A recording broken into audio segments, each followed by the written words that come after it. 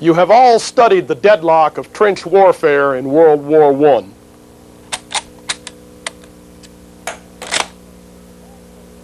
You have also learned that there are three major categories of solutions to the deadlock: the technical, tactical, and strategic. I would like to focus on one problem and then talk about one technical solution to it. The problem at hand is the problem of trench assault. After you have managed to survive your trip across no man's land and you get near an enemy trench, how do you rid that trench of all the anti-social people who are in it? By the time you get to the enemy's trench, he may well outnumber you, and you and he are both armed with bolt-action magazine rifles and the bayonet. Cleaning out a trench with a bayonet, though it can certainly be successful, is a relatively high-risk operation that consumes a great deal of manpower. Many armies experimented with new weapons which might help their soldiers do this job. In order to illustrate this point, we have prepared a target array which will give you some idea of what a soldier jumping into an enemy trench might have had to confront. The target array will consist of 3 stationary silhouette targets to the left, 3 more stationary silhouette targets to the right, and, after those are engaged, a surprise pop-up silhouette target that would roughly approximate an enemy soldier running out of a bunker or communications trench. As we engage this target array with various weapons, you should look at the advantages and disadvantages of each weapon going through the same target run. The first weapon will be the bolt-action rifle with the bayonet.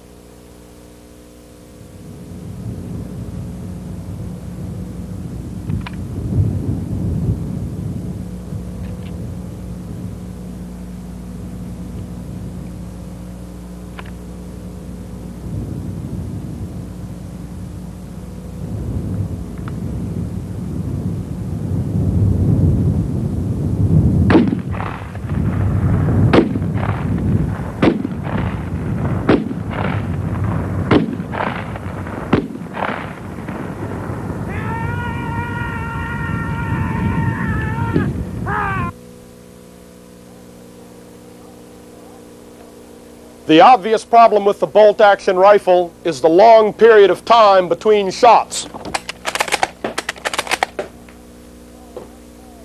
The relatively small magazine capacity when you are dealing with an abundance of targets, and the requirement to go in with the bayonet. One of the American solutions was the riot or trench shotgun. This Model 97 trench shotgun is a good example of many of the weapons that were tried. Though it has a bayonet lug, it normally was not used with the bayonet. It fires a 12-gauge shotgun shell which is loaded with buckshot. Depending on the size of the buckshot, it may hold anywhere from 9 to 24 pellets per shell. The weapon was a pump action, which means it was cycled by pulling the slide back and then pushing it forward. This motion extracted and ejected the empty cartridge in the chamber, fed a new round up from the magazine, locked it into the chamber, and cocked the weapon. The shooter then only had to pull the trigger. Due to the shortage of spare parts for this 1897 riot gun, a new Model 500 riot gun will be used. The shells each hold 13 number 0 buckshot.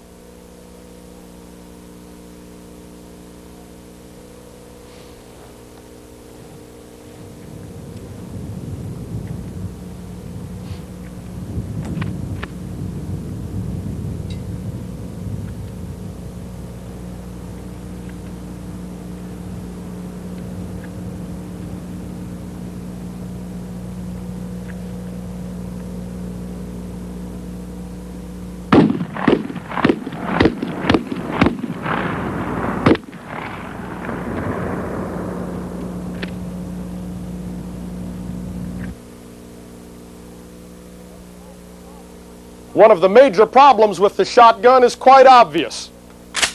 Its tubular magazine holds only 6 rounds, and in order to reload it, the rounds must be individually inserted by the shooter. There is no magazine charging. When out of ammunition, it takes a long time to reload, and the shooter is vulnerable. The weapon appears to be very, very fast. The shooter killed his 6 stationary targets in well under 3 seconds. However, that can normally not be done in the hands of the ill-trained soldier. It took constant, repetitive training in order to achieve that sort of speed with a shotgun. Further, contrary to popular belief, you do not simply point a shotgun at the mass of the enemy and let fly.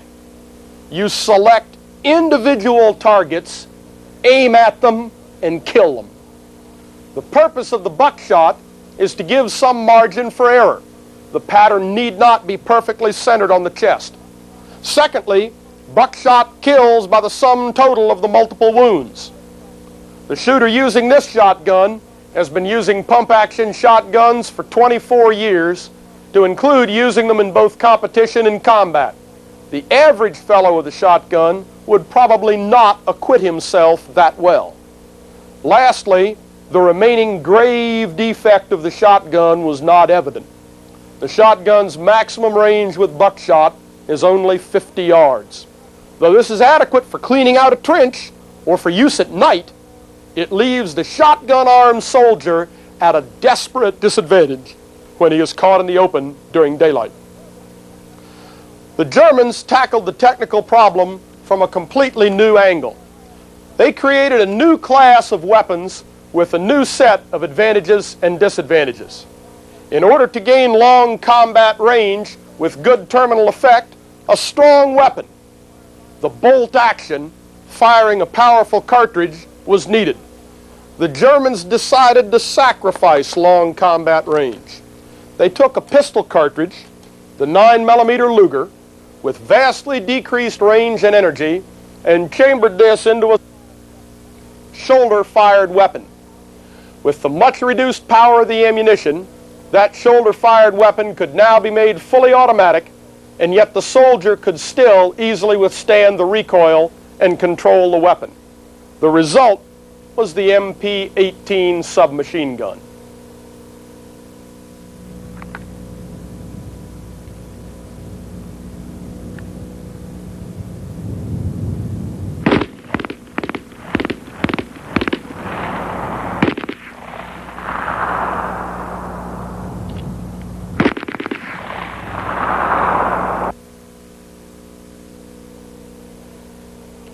You can see that the shooter of the submachine gun tackled his targets in only 5 seconds and still had ammunition for an 8th surprise target.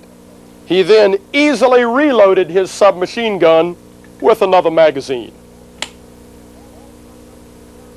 You'll also note that the shooter engaged his targets with the proper short burst technique.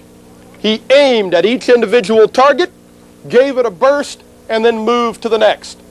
The submachine gun kills by firing a group on the target, much like the shotgun fires a pattern of buckshot.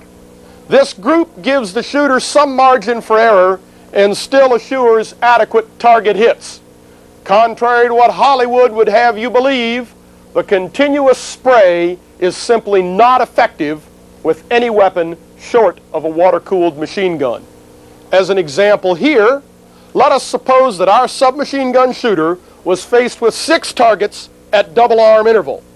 This would give him a linear target width of 30 feet. He only has 32 rounds in the magazine, so he would have to have his sweeping motion perfectly in tune with the cyclic rate of fire of the weapon, and I suppose with the Zen harmony of the universe, in order to evenly space his bullets along that linear target. Hopefully, the spacing and the harmony would be such that a bullet would land on the breastbone of each of the 6 targets. Give me a break. The submachine gun is also important as an example of a design trade-off.